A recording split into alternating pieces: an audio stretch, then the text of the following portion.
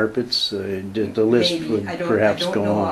all the places, but Yeah. but people with lung cancer usually have an excessive amount of lung of air pollutants Uh-huh. that bother the lung, cause the lung to be inflamed. Mm-hmm. Including radon, including vanadium Yes. from the gas stove, and Yes. radon from the earth. And Yes. now tell me what you're doing here. What? We have a patient with a cancer in two places, which is so unusual to have a cancer occurring on the face and in the lower abdomen, and nowhere else. I thought this must be coming from her teeth, but she has full dentures, and that would then be a surprise since it's not coming from tooth fillings. So I'm checking her dentures to see if they're radioactive. And you can see what I'm testing for. This is just the name of the person. I have them in a little bit of well water or any kind of water, because even if the water might have some copper or lead in it from the water pipes, that's not going to disturb the test. I'm not looking for copper or lead. I'm looking for polonium, which is the radioactive element causing cancer, but it's not the only thing. The polonium is complex to cerium, cerium being a lanthanide, but radioactive things from the earth, mainly the radon series, and other things coming up from the uranium down below the earth. Those things react with each other. The lanthanides and the radioactive elements come up in the same space because they come up from the uranium rocks that are under the surface of the earth. And polonium and cerium are extremely reactive, and they react with each other immediately, so that you get this little polonium-cerium complex. And you'll see that here. I'm testing for polonium in this denture that's in a little bit of water in a plastic bag. And of course there are two entities there, the teeth themselves and the rest of the pink part of the denture. And I'm just soaking the whole thing to see if that might be a source of her carcinogen. There it is, very high. It's seeping polonium. And I'll look for cerium, because cerium is used in dental plastic. You can find that right on the internet.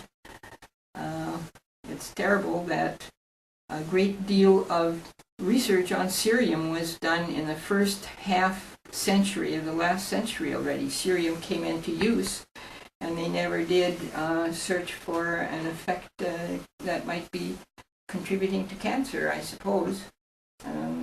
Because I find it in every cancer case, it's part of the carcinogen causing the cancer. Part of the complex. Yes. Part of the complex between the polonium and cerium. Yes. The carcinogen isn't a single entity, it's a large complex. Uh-huh. And it starts with polonium, and that is complex to cerium.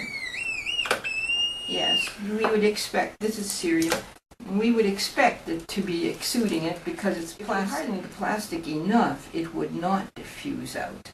But that generally isn't done. It's only hardened for the sake of its physical durability, and instead of how much it diffuses out. And if you were to harden it the normal way by putting it in a pan of water and the cool water and letting it build up to the bubble point but not boil, would that solidify the plastic sufficient to keep the radiation from coming out? No, but it would keep the cerium from coming out. Uh-huh. But it would not keep the polonium from having its action. So these dentures then must be replaced with non-polluted denser material. Yeah. The reason this got polluted is because they were using Clorox bleach in the dental supplies, and that's what I would test next. First, let me see if the polonium diffusing out and the cerium diffusing out are already complex. It takes only seconds for that to happen, just as though it was, say, hydrogen and oxygen or sodium and chlorine. If they came in contact with each other, they would react immediately. And this goes very fast too. There's the complex, complete, ready to form the complete carcinogen. Complete carcinogen, you have to add the rest of the whole complex, and that comes from Clorox bleach too.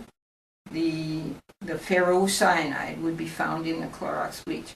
In the NSF bleach, which we always consider the good bleach or the better bleach, has ferricyanide.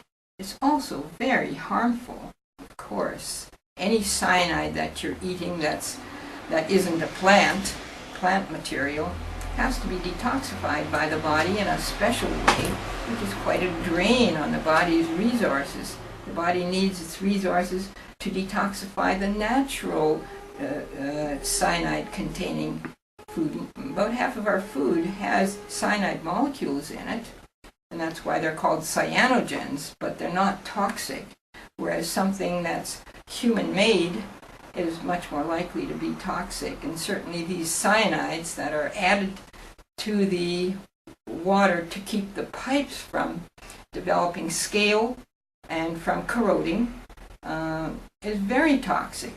No matter what the literature says, the literature goes back many years, and maybe it just ought to be repeated.